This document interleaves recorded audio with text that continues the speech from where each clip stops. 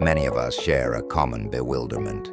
Life seems to be on the right track, with a stable job, a harmonious family, and a lifestyle that fits the conventional definition of success.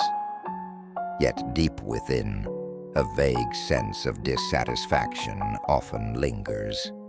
We might ask ourselves, is this all there is to life? This feeling is not an isolated case, but a prevalent state of mind in modern society. We live in an age intensely focused on happiness. From books to courses, from social media to public discourse, happiness is framed as the ultimate goal, achievable through effort. And so, we embark on a long race with the future as the finish line. We tell ourselves, I'll be happy when I get a better job. Everything will be settled once I buy a house. Life will only be complete when I meet the right person. We habitually treat our present lives as a transitional phase, a mere passage to some future station of happiness. But a common reality is this: the more deliberately we pursue happiness, the more elusive it seems.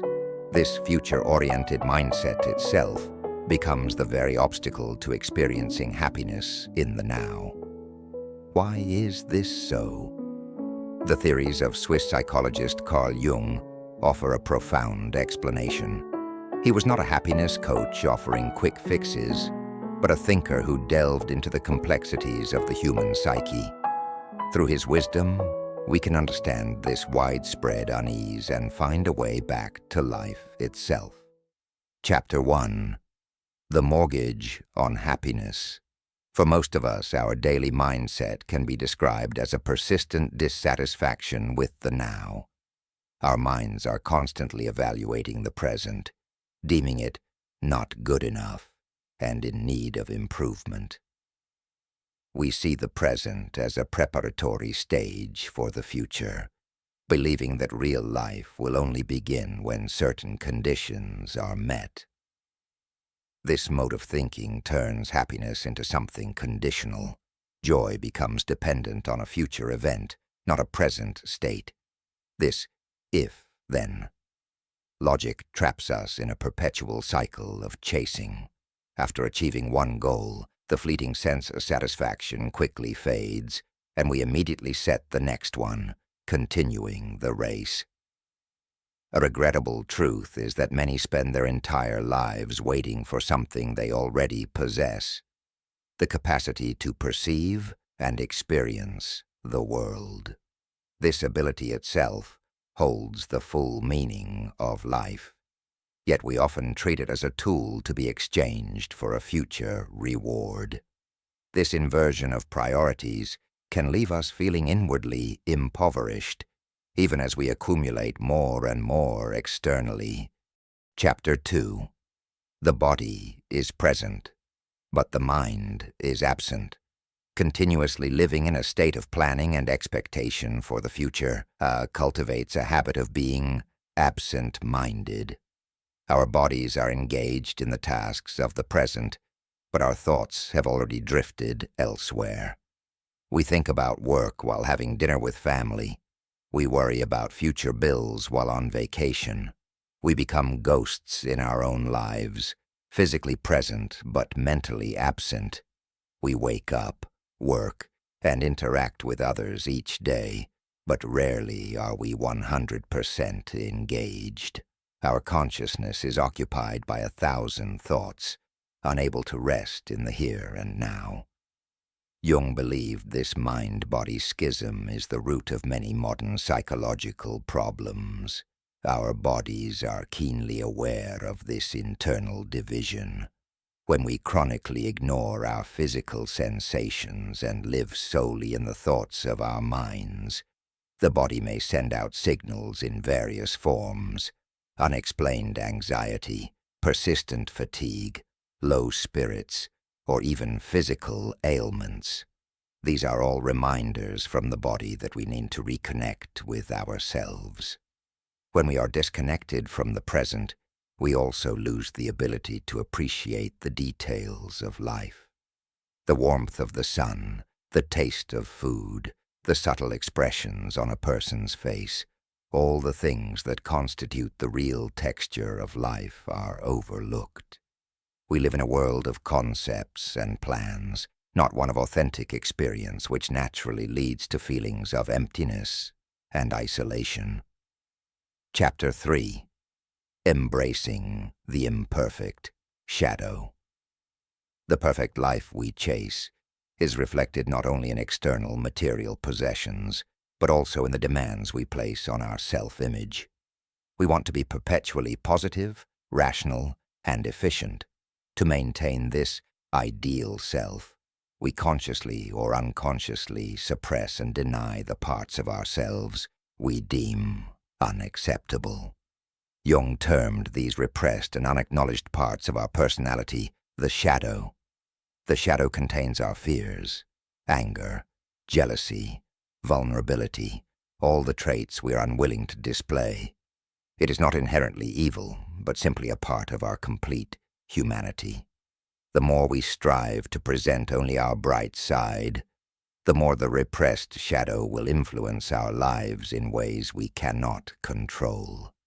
For example, a person who always appears exceptionally kind may one day erupt in disproportionate anger over a trivial matter, or we might project the flaws we refuse to admit in ourselves, such as selfishness or laziness, onto others, constantly criticizing and blaming them. Many successful individuals feel an inner void precisely because they over-identify with their persona, the role they play in society, and have lost contact with their true, complete self, which includes the shadow. Jung's wisdom lies in his assertion that true growth comes not from eradicating the shadow, but from recognizing, accepting, and ultimately integrating it into our personality. This means having the courage to acknowledge our own imperfections. Only when we can face our complete selves can we become more authentic and resilient. Chapter 4. The transformative power of letting go. If deliberate pursuit and forceful control are ineffective, what should we do?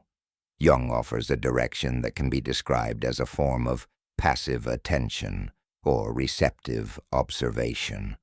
This approach differs from our usual problem-solving methods. We typically analyze, judge, and then attempt to correct the emotions or thoughts we dislike. Passive attention, however, involves observing everything that happens within our minds with an open, non-judgmental attitude. It does not ask us to become passive or inactive, but to first allow those emotions and thoughts to exist without rushing to react. It is like an experienced gardener who does not pull at a seedling to force it to grow faster, knowing that would only harm it. Instead, the gardener creates a suitable environment, providing soil, water, and sunlight, and then trusts the plant's inherent life force to allow for natural growth. Similarly, when we treat our inner world this way, change occurs organically. When we stop fighting anxiety or sadness and instead quietly feel them, the energy of these emotions often transforms and dissipates on its own. Jung called this process the transcendent function. When the opposites in the conscious and unconscious, such as I should be happy and I feel sad, are held simultaneously in awareness, the psyche spontaneously finds a new, more balanced state. This is akin to ancient alchemy, whose true meaning was not turning stone into gold, but a metaphor for psychological transformation. In a sealed vessel, through continuous and gentle heating, symbolizing focused observation, the alchemist allowed different elements to react naturally, ultimately refining gold, symbolizing the integrated self. This process relies on patience and alignment with nature, not forceful intervention. Chapter 5. Synchronicity, when the inner and outer worlds meet. As we live more in the present and reduce our inner resistance, the phenomenon Jung called synchronicity may appear more frequently. Synchronicity refers to meaningful coincidences where an inner thought or feeling corresponds with an external event, with no direct causal link between the two. For instance, you might be contemplating a difficult life question, and a sentence you happen to read or a person you encounter provides you with a crucial insight. Jung believed that synchronicity is not random. It suggests that our inner and outer worlds are connected on some level. When we are no longer confined by our own obsessions and plans, but live with a more open mindset, we are more likely to resonate with this larger rhythm of life. This once again illustrates that the guidance and answers we need often come not from a desperate external search, but from inner peace and openness. Chapter 6. Returning to the present. Jung's famous quote, "Who looks outside, dreams. Who looks inside, awakes," perfectly summarizes this entire journey. The return we speak of is not to a physical place, but back to the fundamental state of our being, to become a conscious experiencer rather than an anxious thinker. Happiness is not an ultimate emotion to be strenuously achieved, but the ability to fully experience life in every moment, whether that experience is pleasant or painful. In Jungian psychology, the self represents the complete center of our personality, encompassing both the conscious and the unconscious. The goal of life is to shift from being centered on the narrow ego to the more expansive self. This means we no longer equate our worth entirely with our roles, achievements, or thoughts, but recognize that we are the deeper presence capable of experiencing it all. Conclusion. The meaning of life is in the experience, not the arrival. Modern society teaches us to constantly strive, to continuously optimize ourselves in pursuit of a better future. But the wisdom of Carl Jung tells us that suffering stems not from life's imperfections, but from our persistent resistance to them.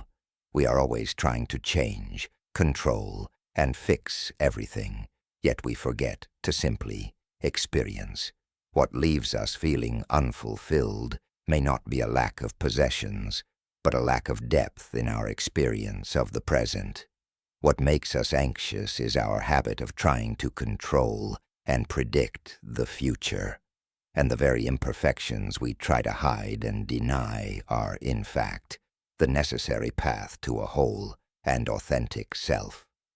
Let go of the obsession to fix your life.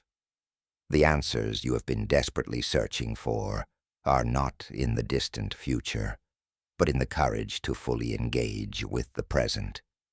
For the life we are searching for is the life that is unfolding right now. If the reflections in this video have brought you a moment of peace and inspiration, please like and comment to share your thoughts. If you wish to continue exploring more content on self-awareness and life's wisdom, please subscribe to my channel. Your encouragement is the invaluable motivation for my continued creation.